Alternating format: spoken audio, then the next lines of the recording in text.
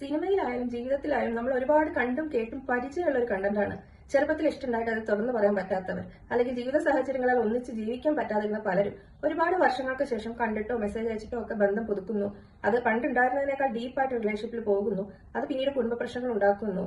നിങ്ങളുടെ കുടുംബം അവരുടെ കുടുംബമൊക്കെ നശിച്ചു പോകുന്നു. അങ്ങനത്തെ പല കാര്യങ്ങളും. പക്ഷെ ഇതിൽ മനസ്സിലാക്കേണ്ട ഒരു കാര്യം, നിങ്ങൾ അങ്ങനെ ബന്ധം പുതുക്കുന്നു എന്നതിൽ നിങ്ങൾക്ക് മാത്രമേ സന്തോഷം കിട്ടുന്നുള്ളൂ. അല്ലാതെ ഇപ്പൊ നിങ്ങളുടെ ചുറ്റുമുള്ളവര്, അതിപ്പോ നിങ്ങളുടെ പാർട്ട്ണർ ആയിരിക്കാം, അല്ലെങ്കിൽ നിങ്ങളുടെ മക്കളായിരിക്കാം, അവരൊക്കെയും ഇതിന്റെ അകത്ത് വിഷമിക്കുന്നവരാണ്. ഇപ്പൊ പണ്ട് 15 വയസ്സിലോ 20 വയസ്സിലോ ഉണ്ടായിരുന്ന നിങ്ങളല്ല ഇപ്പോഴത്തെ നിങ്ങൾ.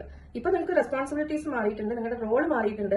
ആ ഒരു കാര്യങ്ങൾ മറന്ന് നമ്മൾ പണ്ടുണ്ടായിരുന്ന ഒരു അൺറിയലിസ്റ്റിക് വേൾഡിലേക്ക് എന്തോന്ന് അച്ചീവ് ചെയ്തു എന്നുള്ളൊരു വ്യഗ്രതയിൽ ഓടുമ്പോൾ നമുക്ക് ചുറ്റുമുള്ള പല കാര്യങ്ങളും വീണ്ടെടുക്കാൻ പറ്റാത്ത വിധം നഷ്ടമാകുന്നത് നിങ്ങൾ മറന്നു പോകരുത്.